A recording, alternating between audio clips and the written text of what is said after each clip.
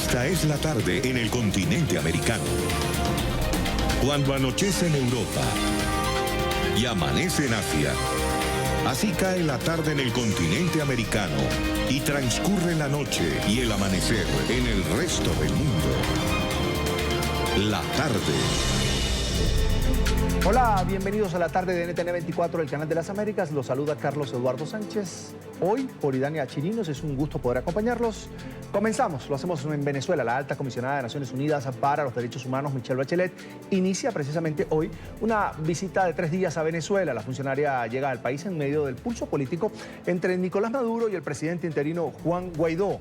El mandatario encargado confirmó que tendrá un encuentro con Bachelet el viernes y dijo que no solamente buscará hablar de la situación que viven los ciudadanos día a día, sino plantear salidas estructurales a la crisis. Luis Alejandro Laya, nuestro periodista en Caracas, tiene el reporte. Hola, buenas tardes. El presidente encargado de Venezuela, Juan Guaidó, anunció que el próximo viernes tiene preparada una reunión con Michelle Bachelet, la alta comisionada de Derechos Humanos que llega a Venezuela la tarde de este día miércoles. Ha señalado que durante esta reunión tratarán los 19 puntos del informe preliminar que ha presentado la comisión que vino a Venezuela a principios de este año. Además, indicó que espera no continuar diagnosticando lo que pasa en Venezuela. Eso ya lo conoce todo el mundo. Indica, es momento de buscar soluciones. No aguantamos más diagnósticos, o sea, ¿qué más hay que visibilizar? Tiene que ver con aproximación a soluciones, no solamente con, sería un error aproximar ahí a pedir liberaciones o a pedir únicamente por un elemento cuando esto es un problema estructural. Una solución real al conflicto estructural que hoy vive Venezuela es el resultado que espera Juan Guaidó de la visita de Michelle Bachelet al país. Se reunirán el próximo viernes. Señaló que ya los diagnósticos están hechos, no hay más que mostrar. 20.000 niños venezolanos menores de 1 año, escuchen bien, 20.000 criaturas que no pueden decir ni papá ni mamá, de soñar con qué querían ser cuando fueran grandes, han muerto en Venezuela entre el 2017 y 2019. Es decir, nada que ver, por cierto, con sanciones, nada que ver con ningún tipo de lo que ellos llaman, entre comillas, bloqueo. Abogó porque la visita sea lo más amplia posible y verifique la situación que fue expresada en el informe preliminar de 19 puntos que realizó la comisión que visitó el país en meses anteriores. Una cosa es leerlo, una cosa es leer informes, y otra cosa es estar 2 semanas en una cola para poner gasolina. Otra cosa es llegar a un ambulatorio y que esté cerrado o que no tenga ningún tipo de insumos. Otra cosa es ver a niños pesando 2 o 3 kilos con más de 4 años de edad. Entonces esperamos que la construcción de la agenda, que de nuevo fue exigencia de la alta comisionada, construirla de manera autónoma, que pueda visitar lo más posible, de que pueda constatar lo que estamos diciendo, lo que estamos denunciando. El diputado Carlos Paparoni, uno de los que se encuentra en la clandestinidad tras ser despojado de su inmunidad parlamentaria, hizo un llamado a Bachelet a que deje de lado su ideología y vea el sufrimiento del pueblo. Más allá de su ideología y de sus posiciones, fuera mucho más Michelle, fuera mucho más esa chilena, esa joven con sueños, con ánimos de lucha, la que le tocó enfrentarse a una dictadura. Recordó que la hoy alta comisionada de los derechos humanos también hizo política frente a una dictadura que vulneraba los derechos humanos, encarcelaba y perseguía a la disidencia. A quienes hoy luchamos por la libertad tenemos muchas cosas que ellos tienen que recordarle su pasado. Es decir, Bachelet sabe lo que es que te persigan. Bachelet sabe que es que te encarcelen familiares y persigan familiares. Bachelet sabe lo que es que un gobierno autoritario pretenda borrarte por el simple hecho de pensar diferente. Bachelet sabe lo que es ver compañeros presos, compañeros perseguidos, compañeros muertos. Además, Guaidó invitó a continuar en las calles y presionar en todos los frentes. Señaló que la solución no está en solo un mecanismo, tal como la visita de Michelle Bachelet, sino en la suma de presión al régimen. El llamado a las calles es para la presión interna para el cese de la usurpación. Cuidado con esto. No tiene que ver con la visita o no de alguien, tiene que ver con la responsabilidad que tenemos como ciudadanos. Para nosotros la solución es precisamente vincular todos estos elementos porque sabemos que nos enfrentamos a una dictadura. Además, ha hecho un llamado a los ciudadanos a unirse a la convocatoria de distintas organizaciones no gubernamentales de salir a protestar el próximo viernes para que Michelle Bachelet vea en las calles de Venezuela al pueblo movilizado haciendo una exigencia de que se respeten los derechos humanos. Desde Caracas, Venezuela, para la tarde de NTN 24, Luis Alejandro Laya. Luis, gracias. Una muy buena tarde para ti, por supuesto, en la capital venezolana. A esta hora nos acompaña Omar González Moreno, es diputado a la Asamblea Nacional. Diputado, una muy buena tarde, ya lo ve en pantalla. Bienvenido a NTN 24. Buenas tardes, un placer estar en su muy sintonizado espacio. Diputado, ¿qué esperan ustedes de esta visita de la alta comisionada de Naciones Unidas para los Derechos Humanos, Michelle Bachelet, a Venezuela? Y por supuesto de ese encuentro que va a sostener con el presidente interino Juan Guaidó. Desde luego pensamos que la presencia de la alta comisionada para los derechos humanos de la Organización de las Naciones Unidas sirva para corroborar lo que fue el informe oral que fue presentado ya hace semanas atrás, y que sirva para que cuando ella se presente ante la Asamblea General de las Naciones Unidas, un día muy emblemático para los venezolanos, por cierto, el 5 de julio próximo, el 5 de julio, fecha en la que nosotros celebramos la independencia de nuestro país, bueno, sirva para poner en evidencia las terribles violaciones a los derechos básicos de cualquier ser humano.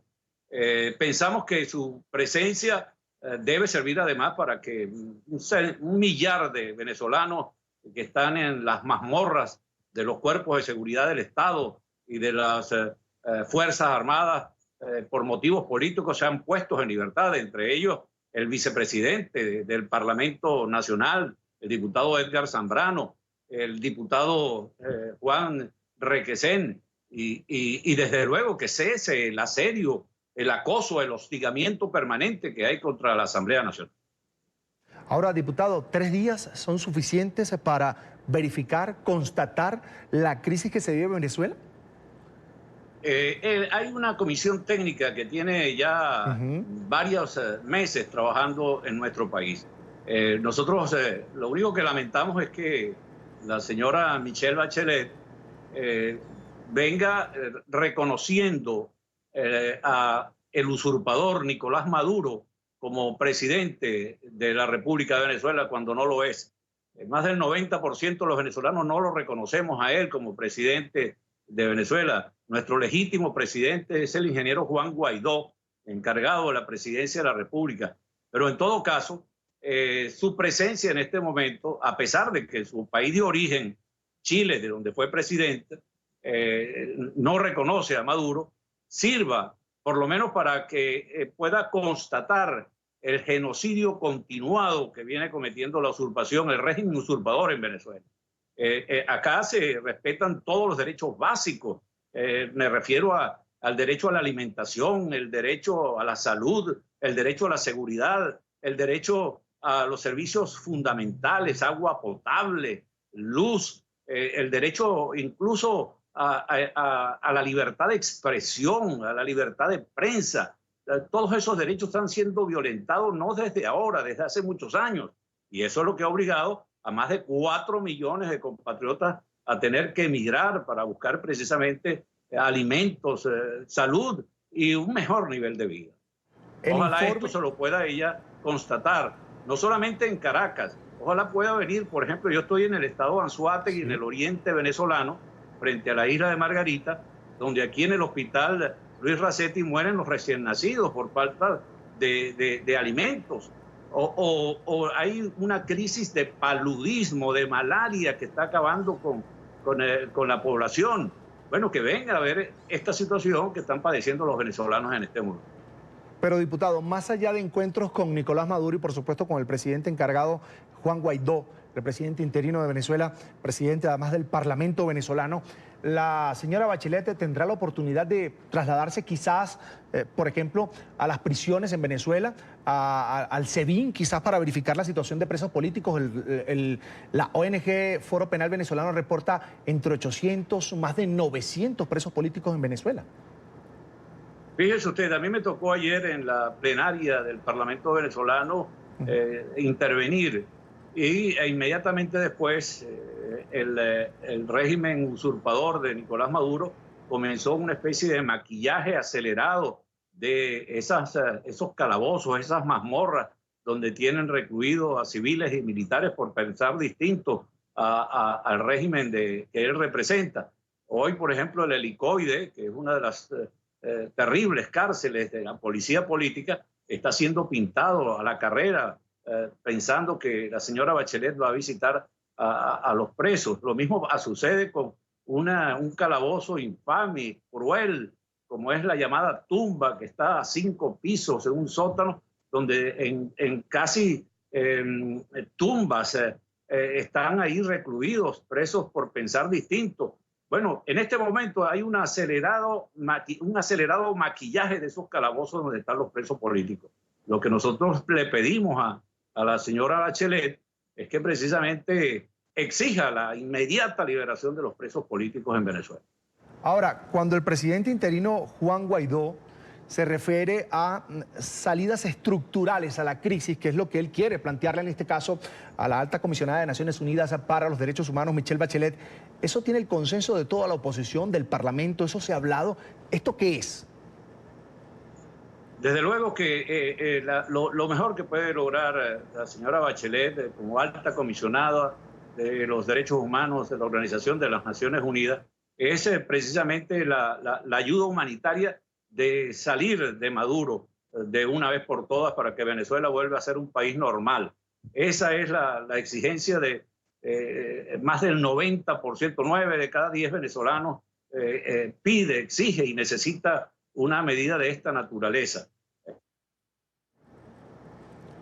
Diputado, que esperemos sea de esta misma naturaleza, también sería importante que ordenara una comisión de investigación sobre estos gravísimos violación de los derechos humanos, que se ha cometido violación de derechos fundamentales en cualquier país del mundo. Algunos sectores que adversan al régimen de Nicolás Maduro habían convocado a manifestaciones precisamente durante la visita de la alta comisionada de Naciones Unidas para Derechos Humanos, Michelle Bachelet. ¿Esto se permitió? ¿Se tiene programado? ¿Se va a realizar? ¿En qué ciudades se van a hacer estas movilizaciones? Esta es una movilización que estaba programada por organizaciones no gubernamentales, sí, incluso antes de conocerse la presencia o la visita de la señora Bachelet. Y efectivamente se va a realizar el próximo viernes, cuando va a coincidir con la entrevista que va a tener con el presidente Juan Guaidó. Los diputados de la democracia, de la libertad, hemos sido movilizados a todo el país para acompañar al pueblo venezolano en esta nueva movilización para precisamente exigir salidas definitivas a esta crisis. Las salidas definitivas no son la trampa de las negociaciones y el diálogo que tantas veces ha utilizado Maduro para coger oxígeno, para ganar tiempo. La salida definitiva de esta situación pasa por que Maduro y su camarilla abandonen el poder. Esa es la verdadera ayuda humanitaria que necesita Venezuela. Pero recordemos que Michelle Bachelet es una defensora de derechos humanos, es la alta comisionada, además, de Naciones Unidas. Y quería preguntarle por eso. Tras la visita de Bachelet, ¿no temen ustedes que esto deje más desánimo en el venezolano, tomando en cuenta la expectativa que hay y tomando en cuenta que ella es una defensora de derechos humanos? Los venezolanos estamos curados en salud, ¿no? Con todas estos anuncios, etcétera, etcétera. Pero lo que está a la vista no necesita anteojos. Incluso a pesar de su vinculación, digamos, doctrinaria con la posición política que dicen representar Maduro y su camarilla, pues nos sorprendió gratamente cuando la comisión técnica y ella misma presentara el informe oral de lo que está sucediendo en Venezuela, que calificó de sumamente grave. Pero bueno, esperemos que ahora que en el informe escrito que va a presentar ratifique. Incluso hasta nosotros pensamos que antes de que parta para su sede principal, ella debería dejar instalado en Venezuela de derechos humanos de las Naciones Unidas para que vele por el respeto precisamente de esos derechos humanos que están siendo violentados de manera abierta y flagrante en nuestro país. Además, nombrar una comisión de investigación para que en su momento los responsables de estas violaciones sean llevados a la justicia internacional y a la justicia nacional. Bien, quiero agradecer a Omar González Moreno, ese diputado a la Asamblea Nacional en Venezuela, por estos minutos para la tarde de NTN 24. Diputado, gracias. Muchísimas gracias a usted.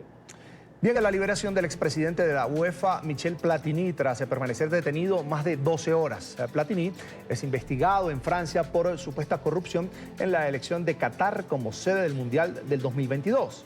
La leyenda del fútbol, interrogada por las autoridades, habló con la prensa después de la extensa diligencia. Dijo estar tranquilo porque, afirmó, ha sido transparente. Escuchen, fue largo, pero dada la cantidad de preguntas solo podía ser así de largo. Me hicieron preguntas sobre la Eurocopa 2016, la Copa del Mundo de Rusia, la Copa del Mundo de Qatar, París, Saint-Germain, la FIFA, así que muchos temas y respondí a todo eso. Como dijo el señor Bourdon, no sé por qué estoy aquí, pero oye, respondí a todas las preguntas. Es noticia el informe de Naciones Unidas sobre el asesinato del periodista Jamal Khashoggi. La relatora de la ONU para las ejecuciones extrajudiciales afirma en el documento que existen pruebas suficientes para implicar en este crimen del comunicador al príncipe heredero de Arabia Saudita, Mohammed bin Salman, y otros altos cargos del gobierno. En el informe se exhorta además a que se realice una investigación internacional sobre el caso y se impongan sanciones al príncipe. De inmediato, las autoridades de Arabia Saudita rechazaron el documento y cuestionaron la credibilidad de la investigación. El ministro de Relaciones Exteriores alegó nuevamente que la muerte del periodista fue un accidente. Lo que debe investigarse es el grado en el que el príncipe sabía o pudo haber sabido lo que le pasó al señor Khashoggi, ya sea que directa o indirectamente incitó a su asesinato o que actuó sin la debida diligencia, ya sea que pudo haberlo prevenido y falló en hacerlo. Este es el rango de temas en los que yo creo que debería llevarse la investigación criminal y en los que debería enfocarse, así como en la responsabilidad que pudieron haber tenido otros individuos. Y es noticia Nicaragua porque se venció el plazo para la liberación de todos los considerados presos políticos y la opositora Alianza Cívica denuncia que el régimen incumplió su compromiso asumido en medio de las negociaciones para poner fin a la crisis política. Los detractores del régimen aseguran que aún siguen tras la reja 89 personas detenidas por participar en las manifestaciones antigubernamentales del 2018. Sin embargo, el régimen asegura que sí cumplió con el acuerdo. Se venció el plazo. Decenas de estudiantes de la Universidad Centroamericana de Managua manifestaron para exigir la excarcelación de todos los opositores presos. El régimen de Daniel Ortega asegura que ya cumplió con ese compromiso tras vencerse el plazo para su liberación. Sin embargo, la oposición denuncia que aún quedan 89 personas detenidas por participar en las protestas antigubernamentales que estallaron en abril del año pasado. Y demostrar de que no tenemos miedo y no nos han callado ni nos callarán, porque yo soy libre, nací libre, soy y voy a morir libre. Y ningún gobierno que me quiera reprimir va a impedir de que yo sea libre, y mi país tampoco. El gobierno de Nicaragua liberó a al menos 492 personas que estaban presas o en arresto domiciliario bajo una polémica ley de amnistía aprobada el 8 de junio por el Parlamento, controlado por el Frente Sandinista de Ortega. Oficialismo y oposición llegaron a ese y otros acuerdos en las negociaciones que buscan una salida a la crisis generada por las protestas que exigían la renuncia de Ortega y que dejaron un saldo de 325 muertos y 62.500 exiliados, según grupos humanitarios. El gobierno sandinista asegura que los presos que restan son delincuentes comunes, pero sus detractores señalan que hay personas detenidas por razones políticas, identificadas con nombre y apellido por la Cruz Roja. Nos acompaña a esta hora Daniel Esquivel, miembro del Comité Nacional Pro Libertad de Presas y Presos Políticos de Nicaragua. Señor Esquivel, una muy buena tarde. Saludos, Carlos Eduardo. Un gusto que me tengas en tu programa. Es un gusto, bienvenido. Esta entrevista estaba prevista para que se diera esta comunicación vía Skype. Y quería preguntarle, ¿algo irregular está pasando ahora mismo en su vivienda con usted, con su esposa, con su familia? Cuéntenos, ¿qué está pasando? Sí, claro, le explico. Nosotros tenemos una casa habitación donde estamos únicamente los dos. Es en un lugar bastante apartado de Managua, por cuestiones de seguridad. Resulta que el día de hoy llegaron como 50 paramilitares, nos sacaron de la casa y nos estaban amenazando con dispararnos. Al final salimos de la casa, unos amigos nos dieron auxilio y nos están moviendo a un lugar seguro ahora mismo. Bien, señor Esquivel, ¿Usted está bien ahora mismo? ¿Teme por su vida? ¿Está tranquilo? ¿Está con su esposa? Mire, en realidad le voy a comentar, Carlos Eduardo, que estoy feliz porque mi esposa, después de 329 días, está conmigo. Sin embargo, es un trago un poco amargo el particular de que lleguen a tu casa, te adueñen de ella, te amenacen de muerte y se queden con todo lo que tienes en tu casa. Vehículos, tres carros dejamos ahí, tres automóviles, todo lo que esté en la casa, nuestra ropa, dinero, todo que va ahí. O sea, sí es preocupante. No temo por mi vida porque miedo ya no hay en nosotros. Pero sí es preocupante ver la situación de seguridad en Nicaragua, cada día es peor. Es decir, se mantiene la persecución del régimen contra sus detractores. Ahora, el régimen dice que sí cumplió. La oposición asegura que no, que todavía hay presos políticos tras las rejas. ¿Cuántos presos políticos están en prisión todavía? Tenemos un total de 89 presos políticos, los cuales el régimen no reconoce y aduce que son delincuentes comunes. Pero yo le aseguro que todas estas personas participaron en las protestas y que de una u otra forma son personas que son presos de conciencia o secuestrados políticos, como le llamamos nosotros. A estos 89 que ustedes consideran presos políticos, 89 manifestantes, quería preguntarle, ¿por qué delitos están siendo procesados? Sé que no tiene en su cabeza cada uno de los casos, pero la mayoría de ellos, ¿por qué delitos están siendo procesados ahora mismo? Bueno, le explico, Carlos Eduardo. Sí, señor. El primer modus operandi fue acusarlos de terrorismo, de interrupción de servicios públicos, de asociación ilícita para delinquir y de una serie de delitos que tenían que ver mucho con la ley de terrorismo que ellos mismos reformaron el año pasado, donde Nicaragua se convirtió en el país con más terroristas por kilómetro cuadrado del mundo. Ahora, en la segunda fase, lo que hicieron fue, Carlos Eduardo, comenzar a acusar a los protestantes, a los manifestantes, con delitos comunes como son narcotráfico, robo agravado, intento de robo a mano armada y ese tipo de cosas, tentativa de homicidio, y esa fue la segunda fase que hicieron. Sin embargo, nosotros tenemos pruebas de cada uno de ellos que fue por participar en las protestas donde levantaron su voz y su bandera para ser apresados. Bien, señor Esquivel, al inicio de esta comunicación usted me explicaba que lo que está viviendo como nicaragüense es un acto de intimidación nuevamente por parte del partido sandinista, en este caso por estos paramilitares que responden al régimen de Daniel Ortega. ¿Qué viene ahora? ¿Qué viene ahora cuando el régimen asegura que ya cumplió, que se liberaron por lo menos la mayor parte de los presos políticos? ¿En qué se comprometió la Alianza Cívica? La Alianza y los garantes se comprometieron que cada uno de los manifestantes, todos y cada uno de ellos, deberían de ser liberados para volverse a sentar a la mesa de negociación. Y nosotros como comité exigimos la liberación de ellos y si no los liberan vamos a seguir denunciando y exigiendo que hayan más sanciones en contra del gobierno dictatorial de los señores Ortega Murillo. Ahora, si se mantiene este esquema de persecución, de represión por parte del régimen, de incluso la policía y estos paramilitares que obedecen órdenes, en este caso, según denuncia la oposición nicaragüense del partido sandinista, ¿cuál es la acción? ¿Qué tienen planteado ustedes como hoja de ruta para seguir en la lucha por ese cambio político que tanto reclaman desde el año 2018? La hoja de ruta de nosotros es seguir denunciando, seguir buscando ayuda en el plano internacional y en el plano nacional, seguir protestando de las miles maneras que lo hemos hecho, de maneras muy creativas, porque el nicaragüense es creativo para manifestar su descontento, su desaprobación, su molestia, cómo se está manejando este país como por la familia dictatorial.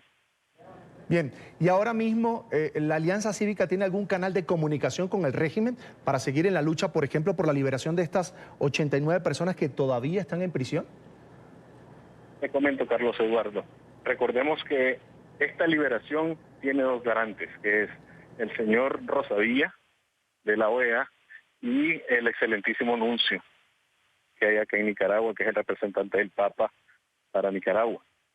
Ellos son los garantes que hay, testigos y garantes para esta liberación, y ellos siguen trabajando y es el nexo que estamos ocupando para seguir reclamando, para seguir diciendo, para seguir denunciando y para que estas personas sean liberadas lo antes posible. Bien, vamos a agradecer a Daniel Esquivel, es miembro del Comité Nacional Pro Libertad de Presas y Presos Políticos en Nicaragua, por haber atendido esta llamada. Ojalá que todo salga bien. Estamos en conversaciones. Gracias. Gracias a usted. Buenas tardes. Buena tarde para usted. Ya estamos de vuelta con más de la tarde por NTN 24. El gobierno de México anunciará una segunda estrategia para reducir el flujo de migrantes centroamericanos que buscan llegar a los Estados Unidos. En coordinación con Naciones Unidas, el gobierno de Andrés Manuel López Obrador invertirá millones de dólares para generar empleos y prosperidad en América Central. El anuncio surgió tras el encuentro del jefe de la diplomacia mexicana con el secretario de la ONU en la ciudad de Nueva York. Alejandro Rincón tiene toda la información. Alejandro, buena tarde.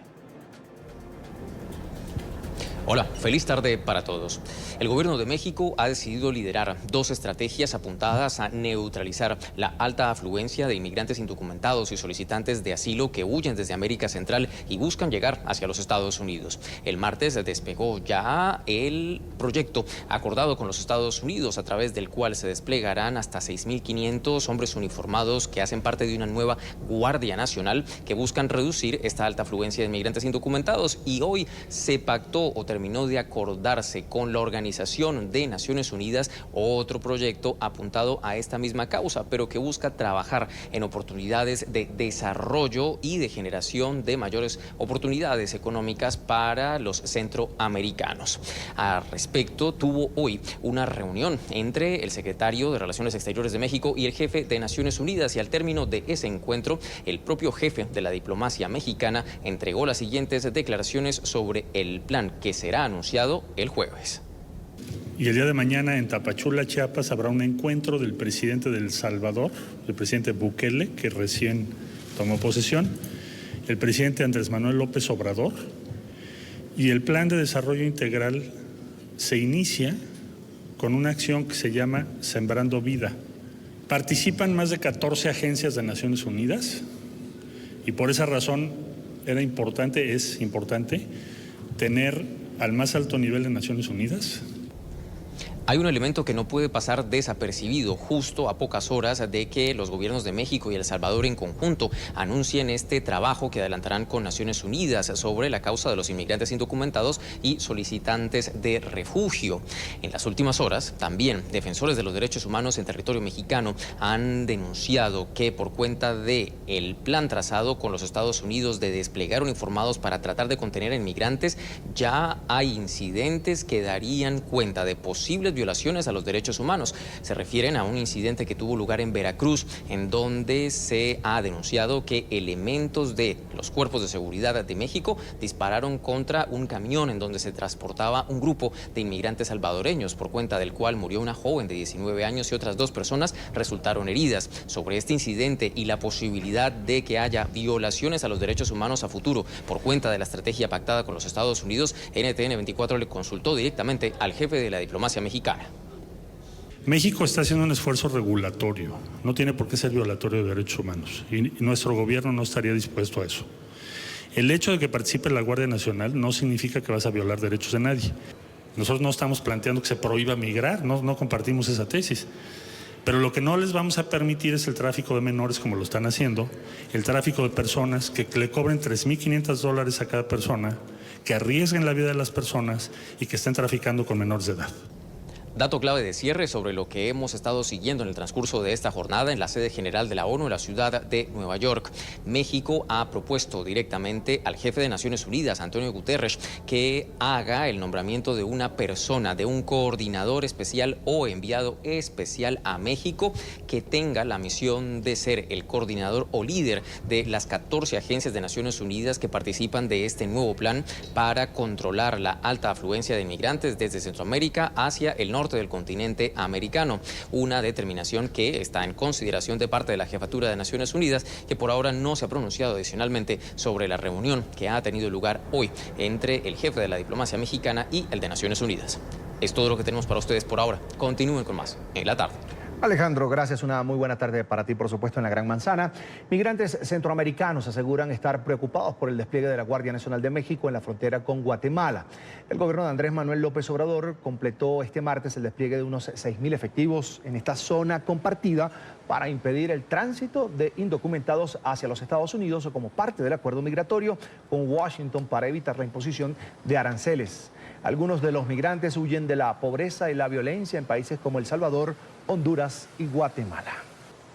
Nos tienen atemorizados porque andan en todas partes, nos piden documentos, muchas veces ha llegado casos que hasta nos han roto los documentos y eso es el miedo de nosotros, porque no tenemos en sí alguien que nos esté resguardando, sino más bien alguien que nos esté persiguiendo. Venimos de nuestro país con el miedo de que la misma policía también hace lo mismo y nos venimos a encontrar con lo mismo aquí también.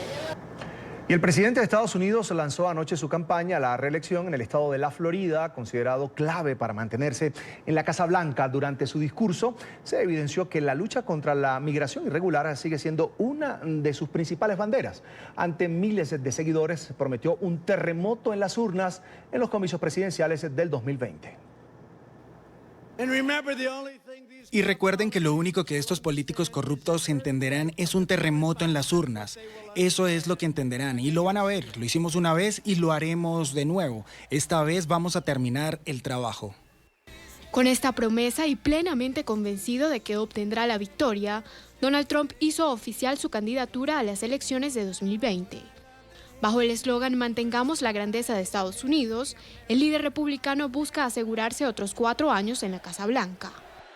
Durante su discurso en el Amway Center en Orlando, el mandatario destacó que la economía de la Unión Americana se ha convertido en la envidia del mundo, mientras acusó a los demócratas de querer destruir al país. También dejó en evidencia que el tema migratorio seguirá siendo su prioridad. Pero algo que tampoco parece que va a cambiar si Trump consigue su segundo mandato es su actitud hostil hacia la prensa. Nuevamente el presidente arremetió contra los medios de comunicación. Pregúntenles ahí mismo.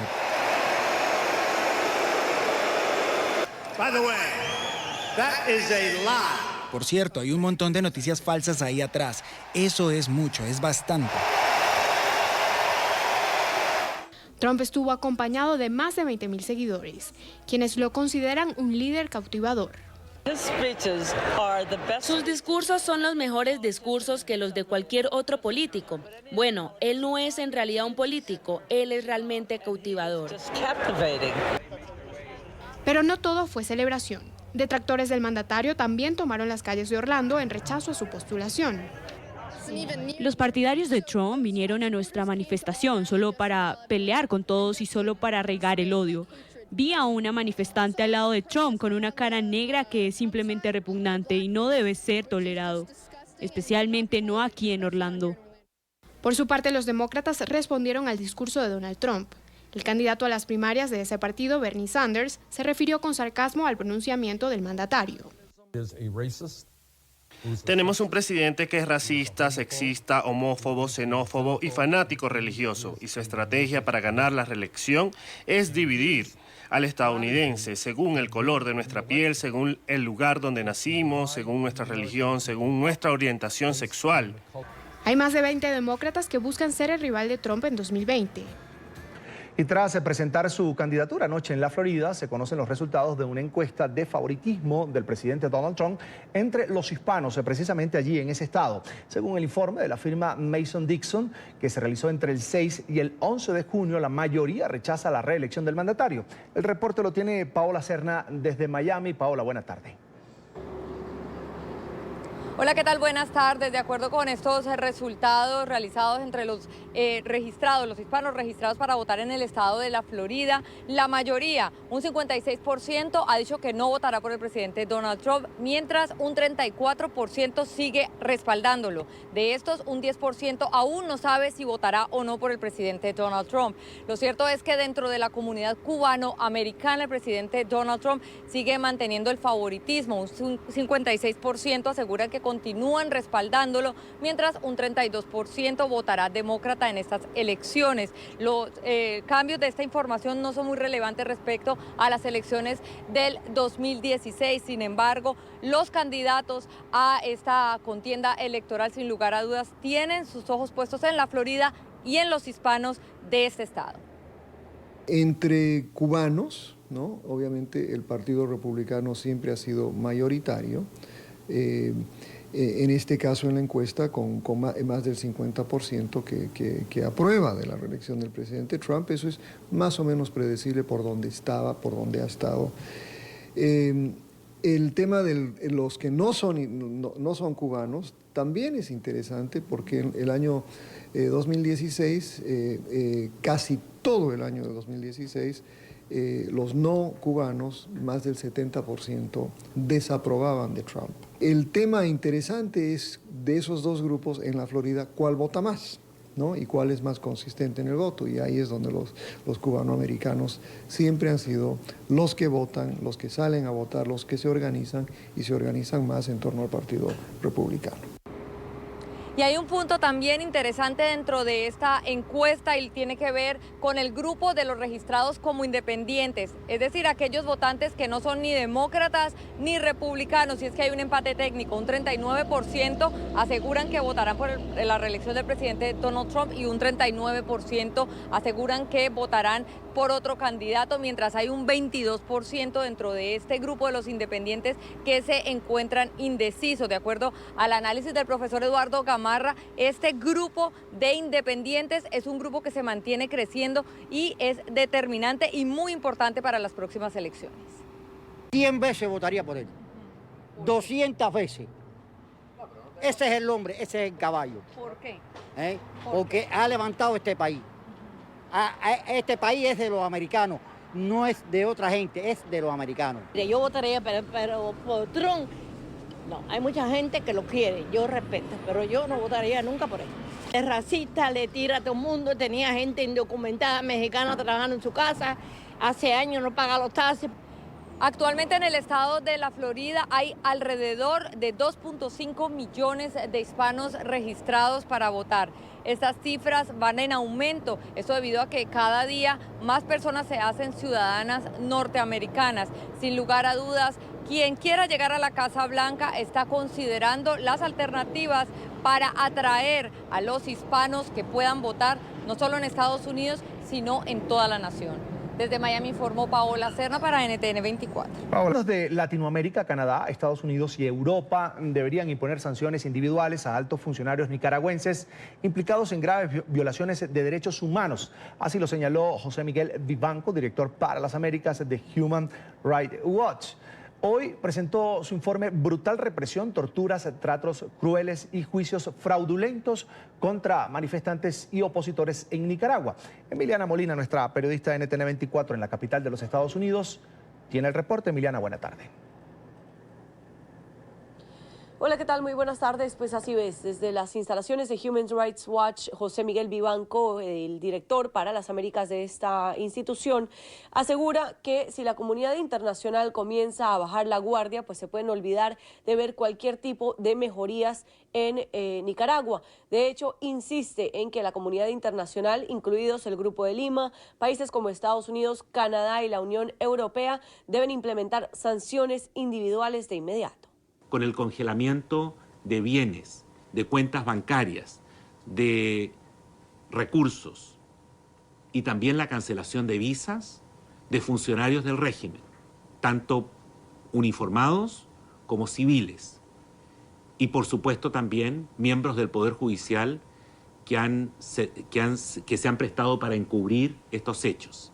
El informe revela que la liberación de recientes presos políticos es simplemente una cortina de humo y que en realidad se hace de parte de Daniel Ortega y Rosario Murillo para intentar aliviar las sanciones o evitar la aplicación de la Carta Democrática de parte de la Organización de Estados Americanos en la Asamblea General en Medellín, que se llevará a cabo a finales de junio. Pues esta aplicación de la Carta Democrática incluiría posiblemente el artículo 20 y la aplicación del artículo 21 también, que incluyen sanciones individuales individuales a funcionarios del gobierno de Daniel Ortega.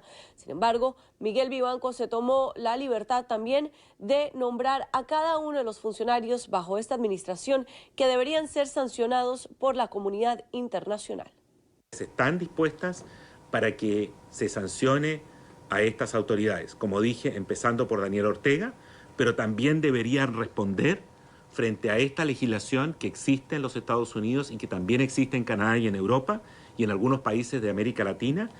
La general retirada Aminta Granera, exdirectora de la Policía Nacional, el general Francisco Díaz, que es el actual director de la Policía Nacional, el único de la lista que ya ha sufrido sanciones por parte de los Estados Unidos.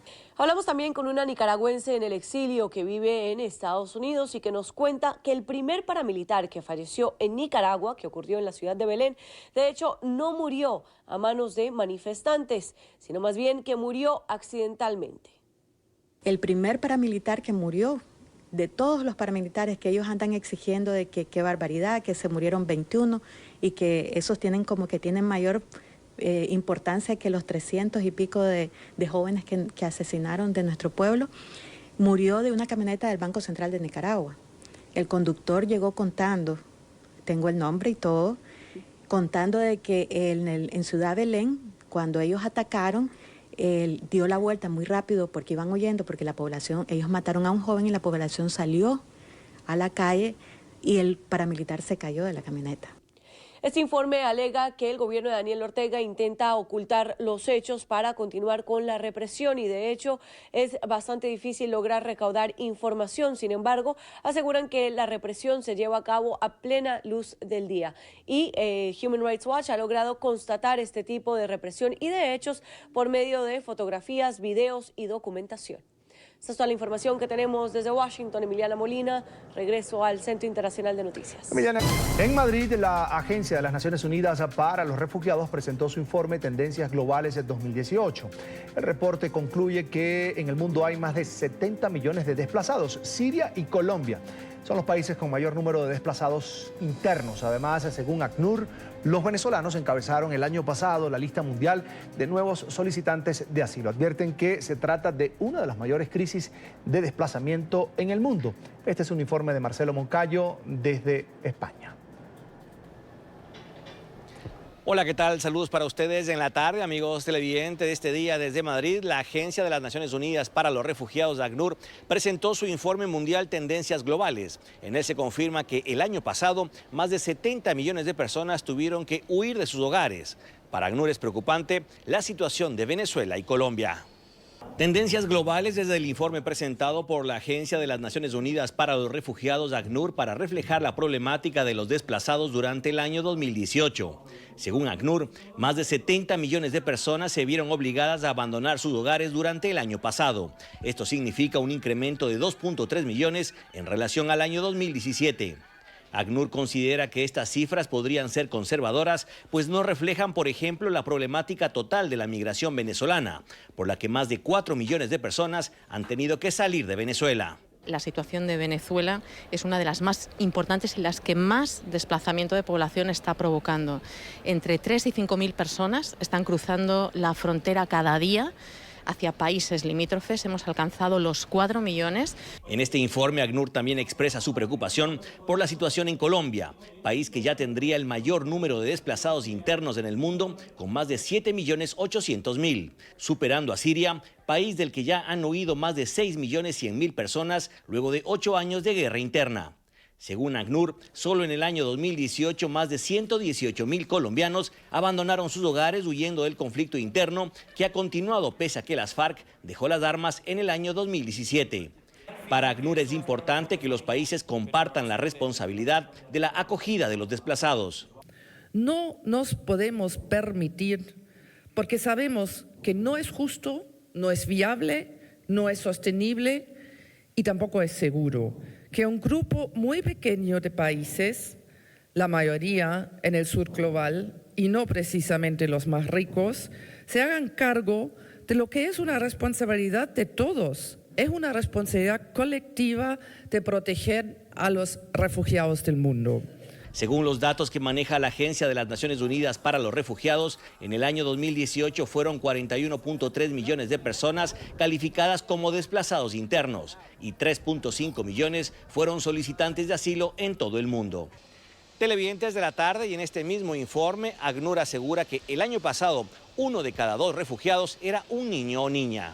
Este es el informe para la tarde. Marcelo Moncayo, NTN 24, Madrid.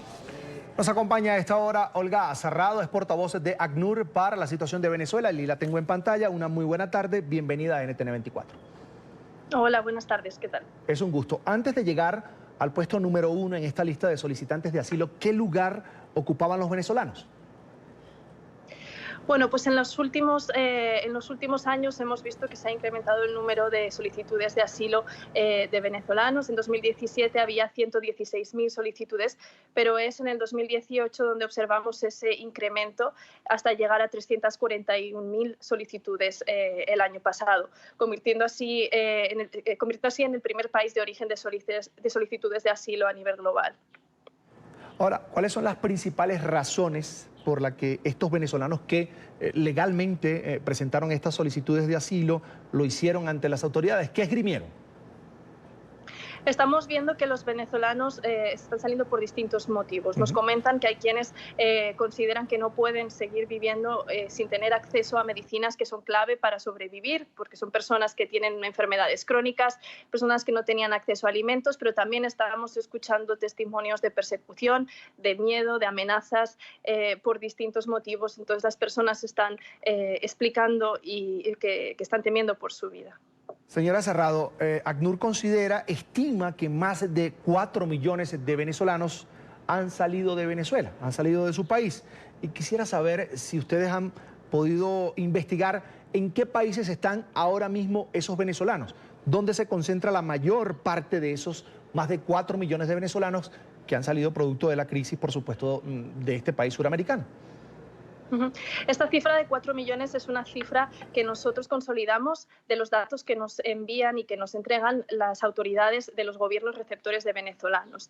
Entonces, son 4 millones de venezolanos que en este momento estarían en el mundo, unos 3,3 millones que habrían salido desde 2015. La mayoría de ellos, 1,3 millones, se encuentran en Colombia, pero también hay venezolanos en Perú, en Ecuador, en Chile, Argentina, Brasil, también Caribes, España, Estados Unidos. Entonces, es importante recalcar que estas cifras pues, nos llegan desde las autoridades de los países receptores de venezolanos.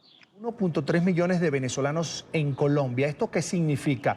¿Una alerta de posible crisis también en este país receptor? Es importante destacar que los países de la región, Colombia, pero también todos los demás países de la región han mantenido una política de puertas abiertas, de acoger, de responder a las necesidades de los venezolanos. Además de mantener abierta la puerta del asilo y de buscar protección internacional, se han puesto en marcha otro tipo de permisos especiales que permiten a los venezolanos acceder a servicios como la educación, la salud, el trabajo, ¿no? Entonces, sí que ha habido esa apertura, pero sí que es importante destacar que estos países requieren de un mayor apoyo de la comunidad internacional para poder mantener ese apoyo que están ofreciendo y que han ofrecido hasta ahora a los venezolanos, porque obviamente tanto los servicios como la infraestructura está llegando a una capacidad límite. Entonces, mientras existe esa voluntad política, esa apertura, esa voluntad de apoyar a los venezolanos, es importante que el apoyo a los países receptores se aumente. En este momento, 95 organizaciones en el mundo humanitarias pusimos en marcha un plan de respuesta que suma 738 millones de dólares. En este momento solamente para responder en toda la región a las necesidades de los venezolanos. En este momento solamente el 21% está financiado. Ahora, señora Olga, por ejemplo, Perú ya decidió implementar nuevas políticas migratorias. Hay un tema de mayor control para el ingreso de venezolanos a su territorio.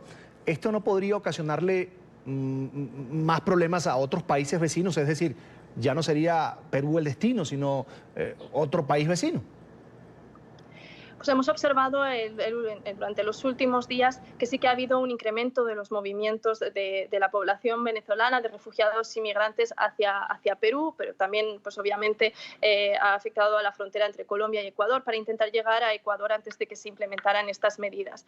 Para ACNUR lo que es importante es que se mantenga el acceso a la protección internacional a aquellos venezolanos que lo soliciten, que puedan acceder a esa seguridad que piden en la llegada a cualquiera de los países. Estamos también apoyando procesos como el proceso de Quito, en el cual los distintos países de la región se están sentando de forma regular a discutir cómo armonizar y coordinar esa respuesta para evitar que medidas que se tomen en un país puedan afectar a los otros países. Pero lo más importante en este momento es que se continúa permitiendo el acceso a los países a aquellos venezolanos que solicitan protección internacional.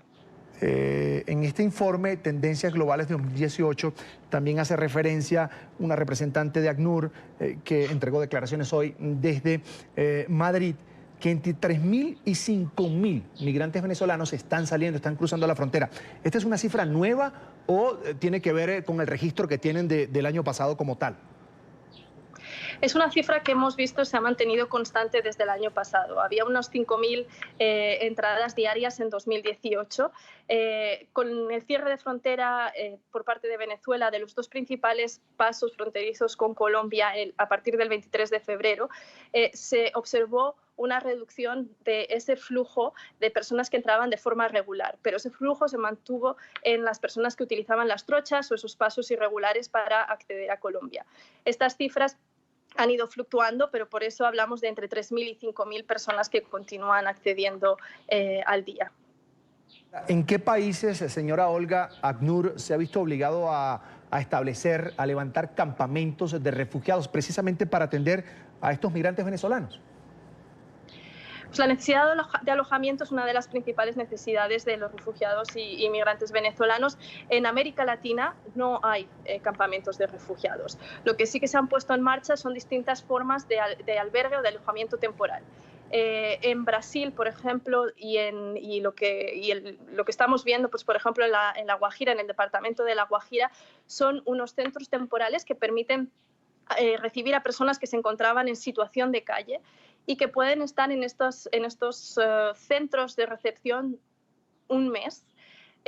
Bueno, depende de las necesidades de la persona, pero la idea es que se queden como un mes máximo para que puedan establecer los contactos, restablecer el contacto con familiares que puedan estar en otra región o en otras ciudades dentro del país de llegada, y entonces salir y continuar buscando pues un futuro en el país al que han llegado.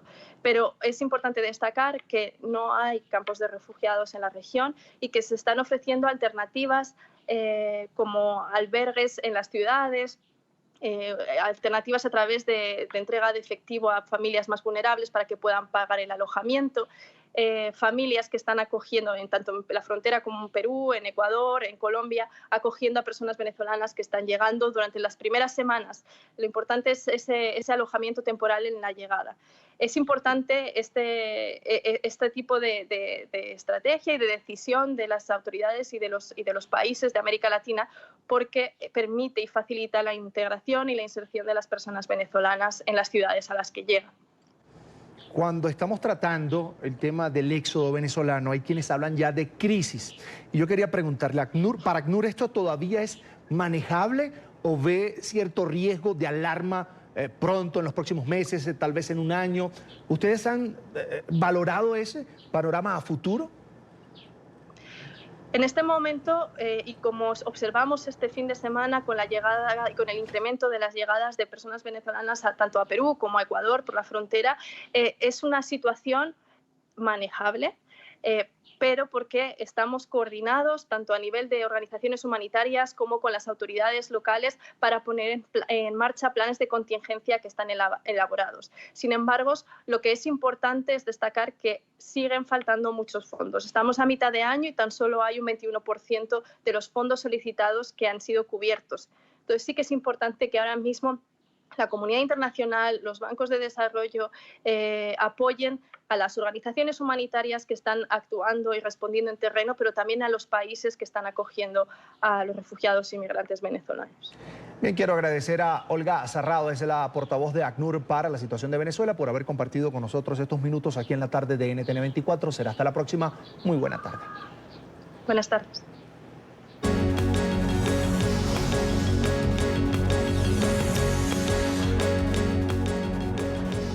Se espera que en minutos llegue a Venezuela la alta comisionada para los derechos humanos, Michelle Bachelet. Será una visita de 3 días en la que se reunirá con Nicolás Maduro y también con el presidente interino Juan Guaidó. Antes del arribo de la funcionaria de la ONU, organizaciones civiles, sindicatos y políticos salieron a las calles a protestar para visibilizar la grave crisis que afronta el país. Estamos en el lugar de la noticia, vamos en directo al Aeropuerto Internacional Simón Bolívar de Maiquetía, que sirve a la ciudad de Caracas. Ahí está Oliver Fernández. Oliver, una muy buena tarde.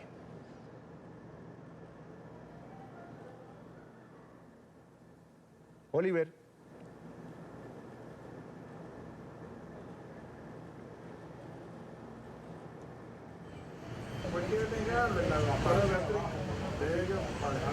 Para todos los presos políticos.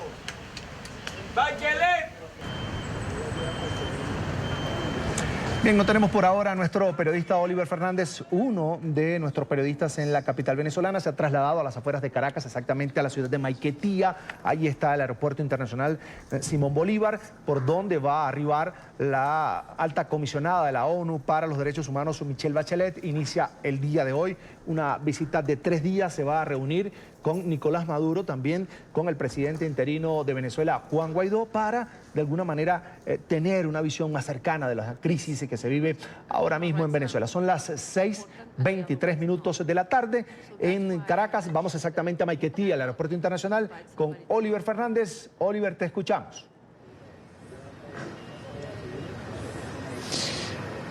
Una buena tarde para ti, Carlos. Un gusto saludarte desde el Estado Vargas. Así es, nos encontramos en el Aeropuerto Internacional Simón Bolívar de Maiquetía, donde se espera la llegada de la alta comisionada para los derechos humanos, Michelle Bachelet. Como ustedes pueden observar en esa puerta, que pueden observar al fondo, gracias a nuestro compañero Ronald Pérez, por allí saldrá entonces la alta comisionada para los derechos humanos, Michelle Bachelet. Vale destacar, Carlos, que desde muy temprano se encuentra personal diplomático acá en las instalaciones del Aeropuerto Internacional Simón Bolívar de Maiquetía. También es importante resaltar que un grupo de la Guardia Nacional Bolivariana, así como también de la Policía Nacional Bolivariana, se encuentran desde muy temprano también acá en el Aeropuerto Internacional de Maiquetía, en el momento que los medios de comunicación ingresamos al aeropuerto para tratar de esperar a la alta comisionada para los derechos humanos. Intentaron cerrar algunas de las puertas para que los medios de comunicación no salieran. Sin embargo, en la puerta este de este terminal aéreo nosotros pudimos salir y acá estamos ya organizados para tratar de esperar entonces a la alta comisionada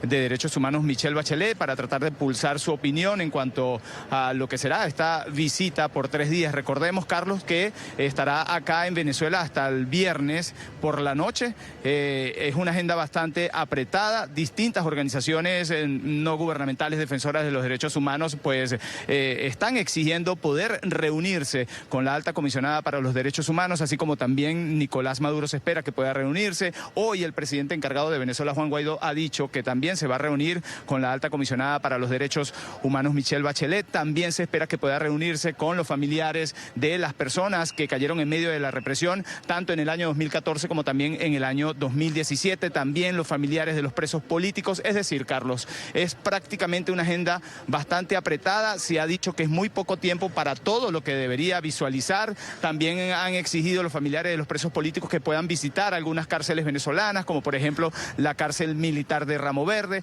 así como también el Helicoide, que es el Servicio Bolivariano de Inteligencia Nacional, SEBIN. Distintos sectores de la sociedad, Carlos, se han pronunciado el día de hoy desde muy temprano para tratar también de exigir una reunión con la alta comisionada para los derechos humanos, Michelle Bachelet. Vamos a ver el siguiente informe.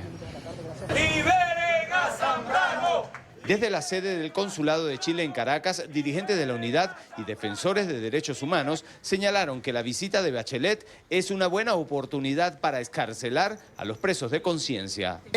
Sería un triunfo de los derechos humanos en Venezuela y en el mundo que se abrieran las puertas a los más de 700 presos políticos que hay en Venezuela y que además se borraran esos expedientes de los que hoy por hoy aún están afuera, pero que tienen régimen de presentación. Sería un triunfo extraordinario que abriría un espacio y una puerta, y aspiramos que entonces esa visita de Michelle Bachelet tenga esa contundencia y que además de eso, que no quede un solo preso político en Venezuela, salga un informe contundente de acciones importantes que permitan que la gente no se le siga pudriendo la comida porque se le va la luz y porque no hay luz en Venezuela, porque no hay agua, porque no hay medicinas o porque no hay comida. Los opositores piden que se respete al único poder legalmente constituido, la Asamblea Nacional, y que se permita el regreso de los parlamentarios que huyeron producto de la persecución. Sería fundamental que el Parlamento venezolano, a través de las acciones de Michelle Bachelet, recuperara plenamente sus funciones. Y recuperar sus funciones implicaría la función contralora, la función de debate, que los diputados que hoy por hoy están metidos en embajadas pudiesen salir, que los que han tenido que escapar del país y están asilados en países de Latinoamérica o en el mundo pudiesen regresar y que se pudiese ejercer las libertades políticas y los derechos humanos que los venezolanos estamos aspirando. Sería un triunfo no solamente para la democracia, sino para el país. El sector de educación pidió en la sede de las Naciones Unidas en Caracas una reunión con la doctora Bachelet. Los niños son los más afectados por la crisis humanitaria. No es justo que un hermano le tenga que dejar el uniforme al otro roto para que pueda ir a las instituciones públicas, porque además el Ministerio de Educación más nunca dotó de uniformes a los planteles públicos en Caracas ni en toda Venezuela. Vemos como los estudiantes no tienen zapatos, además de ello no tienen comida, el programa de alimentación país no está funcionando, entonces nosotros queremos exigirle pues a Bachelet que por favor nos incluya en su agenda, porque sabemos que ella se va a reunir con el sector salud, pero nosotros queremos que se reúna con el sector de los trabajadores, que hemos estado durante 8 o 9 meses movilizados en defensa de la calidad educativa. Sin duda el sector salud ha sido el más golpeado. Es por eso que los trabajadores y los pacientes invitan a la doctora Michelle Bachelet a que visite los hospitales. No podemos sobrevivir con esta situación, que hoy en los hospitales mueren pacientes, mueren niños, como pasó en el JM de Los Ríos. El laboratorio ni siquiera hay para hacer una hematología aquí en el hospital. Que junto con todos sus veedores que ella trae, visite a todos los hospitales de Caracas y se lleve la ingrata impresión de cómo están nuestros hospitales. Ni en época de guerra hay un hospital tan feo como lo que tenemos aquí en Caracas. Carlos, una vez que llegue la alta comisionada para los derechos humanos, Michelle Bachelet, será trasladada hasta la Cancillería, que es la Casa Amarilla, al centro de la capital venezolana, donde sostendrá un encuentro con el canciller Jorge Arriaza. Este será el primer encuentro a su llegada a Venezuela. Es la información que nosotros podemos aportar a esta hora desde el Estado Vargas. Retornamos contigo a la tarde de NTN 24. Gracias a Oliver Fernández. Está allí en el Aeropuerto Internacional Simón Bolívar de Maiquetía a la espera de la llegada, en este caso, de la alta comisionada para los derechos humanos de la ONU, Michelle Bachelet. De ser necesario, volvemos con Oliver. Por ahora, quiero saludar a Carolina Jiménez, es la directora adjunta de investigación para las Américas de Amnistía Internacional. Una muy buena tarde, señora Carolina. Bienvenida a NTN 24. Buenas tardes, muchas gracias por el espacio. Es un gusto. Para ustedes, en Amnistía Internacional, ¿cuál es el punto más crítico de lo que muchos consideran ya es una crisis humanitaria en Venezuela? Es decir, ¿qué debe mirar con detenimiento, en este caso, la alta comisionada de los derechos humanos o para los derechos humanos de la ONU, Michelle Bachelet, en esta visita que inicia hoy a Venezuela? Ciertamente es un gran reto hablar de puntos críticos cuando estamos hablando de una crisis tan profunda y tan generalizada de derechos humanos como la que vive Venezuela.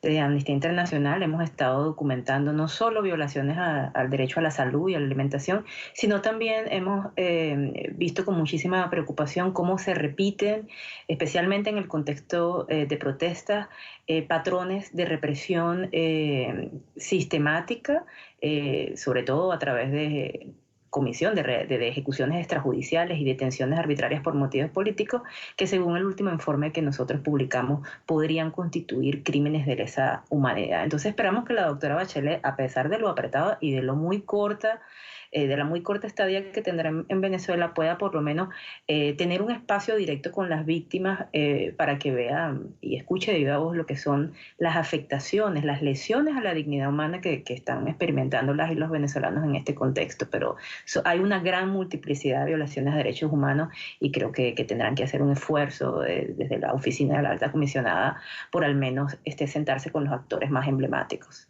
De acuerdo a cómo procede en este caso, el cargo que ejerce en este caso Michelle Bachelet, que es alta comisionada para los derechos humanos de la ONU.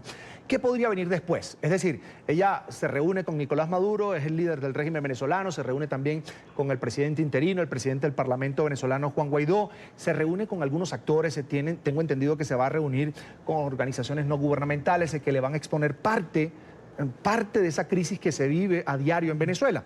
Ahora, ¿qué viene después? Un informe se eleva a Naciones Unidas en una sesión general. ¿Qué podría venir después?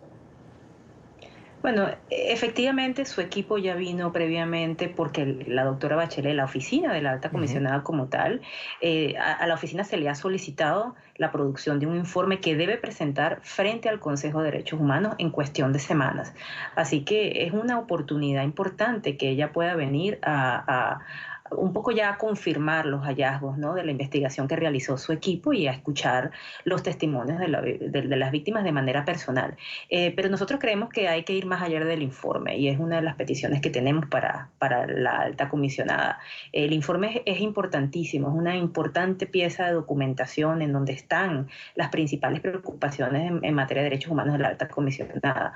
Pero la falta de acceso a la justicia en Venezuela ha llegado a tal nivel de gravedad que nosotros creemos imperativo que el Consejo de Derechos Humanos de Naciones Unidas cree una comisión internacional de investigación en donde de manera específica se puedan investigar los crímenes más emblemáticos de derechos humanos que se han cometido en los últimos años. Sería una manera de poder no solo permitir que las víctimas accedan a la justicia, sino de asegurarnos que existe un proceso de verdad y de reparación para las muchas víctimas que ha dejado esta crisis tan profunda. Eso sería un primer paso, pero para buscar justicia, para que haya condena, para que haya sanciones, tendría que llegar esto a la Corte Penal Internacional.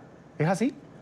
Bueno, ya la Corte Penal Internacional abrió, sí, claro, por su propia cuenta, como ustedes saben, un examen preliminar que empezó en febrero del 2018 y ese es un examen que está en curso, ¿no? Obviamente a nosotros nos parece importante que el informe de la alta comisionada pueda ser un insumo para que la Corte Penal Internacional avance en este examen preliminar que está realizando. Así que hay diferentes mecanismos de justicia. La Corte Penal Internacional es uno, los propios informes de la alta comisionada son otro, pero por eso nosotros insistimos en una comisión de investigación para que se pueda agilizar, para que pueda haber un acceso más directo de las víctimas a esa justicia que les es tan negada y de una forma tan reiterativa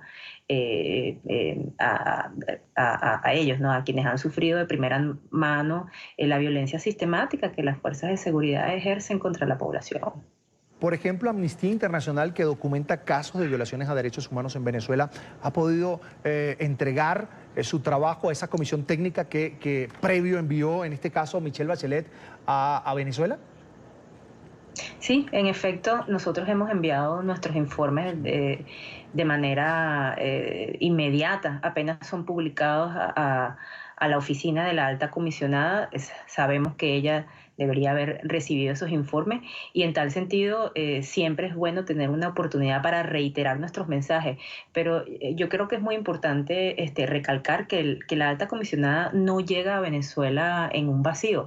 Ya la alta comisionada se pronunció recientemente en lo que se llama un oral statement, ¿no?, en una declaración pública oral frente al Consejo sobre la situación de derechos humanos en Venezuela y fue una declaración bastante importante en donde ella expresa directamente cuáles son las preocupaciones en términos de ejecuciones extrajudiciales, en términos de detenciones arbitrarias, pero también en términos de acceso a la salud, alimentación, etcétera. Entonces ya hay por parte de la alta comisionada un reconocimiento de que este es un país que vive una crisis de derechos humanos de una gran magnitud y en buena hora que pueda venir simplemente a reforzar ese conocimiento que ella ya tiene y que ya ha expresado públicamente y que su equipo pues de una manera muy diligente ha logrado sistematizar en un tema tan importante, de tanta relevancia como es Venezuela hoy en día frente al mundo. Carolina, yo quisiera que usted me ayudara porque de alguna manera el venezolano en medio de esta situación que vive a diario está como desesperado y para buscar justicia le entiende usted que el proceso es un poco largo. Yo quisiera que nos diera una explicación de cómo se da el tema de la conformación de la comisión, la investigación, se elevan las denuncias y se logra justicia, un poco para tranquilizar a ese venezolano que de alguna manera está desesperado por lo que vive día a día en su casa, con un familiar cercano, con un amigo.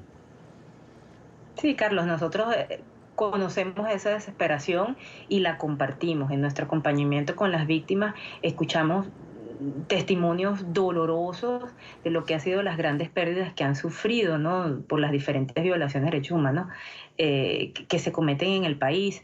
Y sí, efectivamente, mecanismos como la Corte Penal Internacional, entre otros, tienen unos ritmos de trabajo que no son tan rápidos como quisiéramos. Pero una comisión internacional de investigación, si fuese a ser creada como por mandato del Consejo de Derechos Humanos de las Naciones Unidas, debería estar constituida por expertos independientes de amplia trayectoria, tanto a nivel de investigación como a nivel de conocimiento de estándares jurídicos, y se debería conformar de manera que hubiese un acceso pronto y directo de las víctimas directamente a esta comisión y una cooperación, por supuesto, de parte de los diferentes actores políticos. Una comisión de este estilo podría, una vez que tenga los hallazgos de su investigación, no solo publicarlos, sino además compartirlos de tal forma que adjudique responsabilidades, que tenga un archivo histórico que permita también hacer recomendaciones puntuales sobre las reparaciones que las víctimas merecen. Y cuando usted dice que las víctimas están desesperadas, es totalmente cierto. Llevan años, algunos meses, algunos días, pero otras llevan años pidiendo una justicia que se les niega. Entonces, la comisión o cualquier otro mecanismo de derechos humanos que sirva para escucharla es urgente. Viene a satisfacer una necesidad grandísima que tienen las víctimas, no solo de ser escuchados, sino que también se recomienden medidas específicas de reparación que al menos les permita sentir que sus casos han sido atendidos por mecanismos internacionales, ya que las autoridades venezolanas repetidamente, tristemente hay que decirlo, se ha burlado de ese dolor tan profundo y ha generado situaciones de profundo dolor en muchas familias venezolanas. Bien, vamos a agradecer a Carolina Jiménez, es la directora adjunta de Investigación para las Américas de Amnistía Internacional.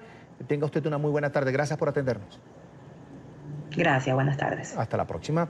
Vamos hacia una nueva pausa para comerciales aquí en la tarde. Volvemos. Por ahora los invito a que se suscriban a nuestro canal en YouTube, NTN24. Allí van a encontrar todo el contenido multimedia, nuestras entrevistas, reportajes y por supuesto la señal en vivo. Recuerden conectarse www.youtube.com/NTN24. El Congreso de Perú anunció la extensión del periodo legislativo hasta el 25 de julio para tramitar en la Cámara los proyectos del Ejecutivo para la reforma política. El presidente del Legislativo se reunió esta mañana con el presidente Martín Vizcarra, quien encendió la polémica por una declaración en la que aseguró que esperaba que el Legislativo aprobara sin modificaciones los proyectos o de lo contrario podría considerar como negada la cuestión de confianza aprobada a principios de este mes. El tiempo de los parlamentos vasallos ha pasado. Vamos a someter a votación. Quiero saludar a esta hora al señor Luis Galarreta, es expresidente del Congreso de Perú, además presidente de la Comisión de Relaciones Exteriores. Bienvenido a NTN24, una muy buena tarde. Muy buenas tardes, Carlos Eduardo, un gusto estar con ustedes. Es un gusto. La primera pregunta es, ¿el presidente Martín Vizcarra puede tomar, después de aprobada esa cuestión de confianza, decir que no fue aprobada? Es decir, ¿puede echar todo ese procedimiento para atrás?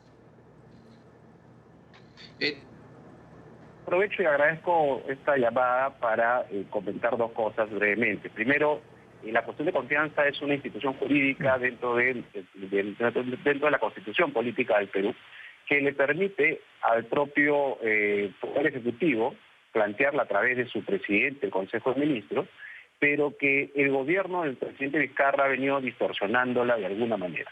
Lo han dicho varios constitucionalistas en el Perú, lo ha dicho también el presidente del Tribunal Constitucional, lo ha dicho el defensor del pueblo en algún momento, que no se puede hacer cuestiones de confianza por reformas constitucionales. Me explico, Carlos Eduardo. Solamente el Parlamento es quien elabora las modificaciones a la Constitución. El artículo 206 señala incluso nuestra Constitución que es la única ley, es decir, una reforma a la Constitución que no puede ser observada por el Ejecutivo. Entonces, si el Ejecutivo no puede ser observada, no puede observar una reforma constitucional, menos puede pedir que se apruebe como, digamos, ellos pretenden que se apruebe. Una cosa es la iniciativa del Ejecutivo en plantear una reforma constitucional y otra cosa es la autonomía de cualquier poder legislativo en el mundo, salvo que estemos en Venezuela. Entonces, a pesar de ese debate académico que se dio, el Congreso en algún momento dio o votó a favor en un número determinado de congresistas por esta cuestión de confianza. Quien habla votó en contra. Entonces, lo que ahora pretende el presidente Vizcarra, lo cual aprovecho en alertarle a la comunidad internacional de alguna manera cómo se viene, digamos, perdiendo la institucionalidad en el Perú, y hay que estar muy atentos, es una especie de cuestión de confianza diferida. Es decir, ya se votó la confianza y ahora resulta que el presidente señala que va a evaluar dentro de unos 2 o 3 meses, porque además las reformas requieren doble votación en 2 legislaturas, la otra legislatura empieza todavía por agosto o septiembre. Si es que no está de acuerdo como ellos quieren, entonces van a dar por negada la cuestión de confianza y usar el artículo constitucional que habla de disolución del Congreso, pero que en este caso no solo sería ilegal, sino sería prácticamente un golpe de Estado o un pateo de tablero democrático en el Perú. Esto lo han dicho ya varios constitucionalistas. Es evidente que el presidente Vizcarra, con digamos, el financiamiento que tiene para la publicidad estatal, tiene muchos medios de comunicación con él, además varios de ellos medios, la gran mayoría vinculados al socio de Odebrecht en el Perú, me refiero a Graña y Montero, que maneja por lo menos 8 medios en el Perú, y entonces, claro, hay una especie de coro que le hace eco al presidente Vizcarra en una situación en la que la academia, en su gran mayoría, por no decir su totalidad, ha dicho que no corresponde y no procede. Señor Galarreta. ¿Ya, señor voto de confianza? Sí. Ahora, lo que sí puede hacer el Congreso es modificar los proyectos que hacen parte de esta reforma que propone, en este caso, el Ejecutivo. ¿Ustedes sí pueden en el Congreso modificar lo que envía el Poder Ejecutivo? Por supuesto. Es decir, digamos, parece una pregunta un poco, digamos, inherente que un parlamento puede hacer. Por supuesto que puede hacerlo, y lo que acá se ha pretendido, de alguna manera, cuando se planteó la cuestión de confianza, que la viene usando el gobierno del señor Vizcarra de manera, para mí, irregular, es decir que hay una esencia en los proyectos. Por ejemplo, fíjese usted, hoy día el gobierno ha hecho una cuestión de confianza para que en las listas de candidatos al Parlamento en una futura elección tenga que haber una paridad. Hay algunos peruanos que están a favor de la paridad, otros que no estamos a favor de las cuotas o de la paridad, pero es un debate rico, interesante, actual probablemente en el mundo, pero que no puede ser impuesto por un poder del Estado a otro poder autónomo. Y sin embargo, ellos señalan que la esencia de ese proyecto es que tiene que haber de todas maneras intercalado entre hombres y mujeres en la lista. Ahora, ¿nosotros podemos debatir, modificar? Sí, pero lo que dice el señor presidente de la República, que creo que está un poco mareado con el poder, es que si se modifica la esencia, eso no lo he escuchado a ningún presidente en el mundo, salvo a Maduro, si se modifica la esencia y el Parlamento no aprueba, como han planteado, la esencia, o sea, que nos dicen, ustedes pueden modificar algunas cosas, pero no la esencia. Eso no lo he visto, repito, a ningún presidente del mundo que le diga a un Congreso, mira, puedes modificar esto, pero esto no me tocas. Eso de ahí creo que es, y creo que la academia también lo ha señalado, es inconstitucional. ¿Podemos modificarlo? Por supuesto que sí. Lo que pasa es que el último discurso de hace un día del presidente Vizcarra ha vuelto nuevamente a plantear esta situación en la que van a evaluar en un futuro. Por eso digo, es una confianza diferida, eso no existe en la Constitución, van a evaluar dentro de 2 o 3 meses si es que lo que se ha aprobado, ellos consideran que no se ha modificado a lo que le llaman la esencia. Y si consideran que se ha modificado la esencia, es decir, ahora, si el señor Parlamento Galarreta, soberano... le voy a pedir disculpa porque tengo que ir en directo a Venezuela. A esta hora está llegando la alta comisionada de los derechos, o para los derechos humanos de la ONU, al aeropuerto internacional Simón Bolívar, a las afueras de Caracas, exactamente en la ciudad de Maiquetía. Allí están las imágenes en directo. Me informan si vamos a tener a nuestro reportero, por favor, Oliver Fernández, que estaba destacado allí. Y se ha confirmado entonces a esta hora, 6:51 minutos de la tarde en Caracas, la llegada de Michelle Bachelet al Aeropuerto Internacional Simón Bolívar. De declaración. Sin embargo, se ha dicho que la alta comisionada para los derechos humanos, Michelle Bachelet, no va a ofrecer declaraciones acá, sino que por el contrario se va a reunir entonces en la Casa Amarilla con Jorge Arreaza el canciller de Nicolás Maduro. Es importante también destacar que desde muy temprano en la mañana distintos sectores de la sociedad civil venezolana se han pronunciado para tratar de reunirse con la alta comisionada para los derechos humanos. Es una agenda bastante apretada, pues se tiene previsto que se reúna con Nicolás Maduro, también con el presidente encargado de Venezuela, Juan Guaidó, y algunas organizaciones no gubernamentales defensoras de los derechos humanos. Allí, como ustedes pueden observar, pues ya está saliendo esta caravana con personal diplomático hacia la capital venezolana, repetimos, para reunirse entonces en la Casa Amarilla, que es justamente la Cancillería en pleno centro de la capital venezolana, donde se espera entonces se reunirá con Jorge Arreaza, así como también algunos funcionarios del régimen de Nicolás Maduro. Como ustedes pueden observar, continúa entonces esta caravana hacia la capital venezolana. Y por supuesto nosotros vamos a estar muy pendientes del desarrollo de lo que será esta visita por 3 días. Recordemos que entonces será hasta este viernes en horas de la noche cuando se retire del país o se vaya del país Michelle Bachelet, la alta comisionada para los derechos humanos. Es la información que nosotros podemos aportar desde el Estado Vargas, precisamente desde el Aeropuerto Internacional Simón Bolívar de Maiquetía, y con esta información retornamos a nuestro Centro Internacional de Noticias. Oliver, gracias por ese completo reporte. Desde el aeropuerto Simón Bolívar a las afueras de Caracas ha llegado ya la alta comisionada de Naciones Unidas para los Derechos Humanos, Michelle Bachelet, inicia hoy una visita de 3 días al país. Quiero agradecer también a Luis Galarreta, expresidente del Congreso de Perú, además el presidente de la Comisión de Relaciones Exteriores, por haber compartido estos minutos con nosotros. Lamentablemente se atravesó esta noticia en desarrollo en Venezuela. Final de la tarde, recuerden seguirnos en nuestras cuentas de Twitter y también en Instagram. Ahí están en pantalla. Gracias por estar con nosotros. Feliz noche para todos.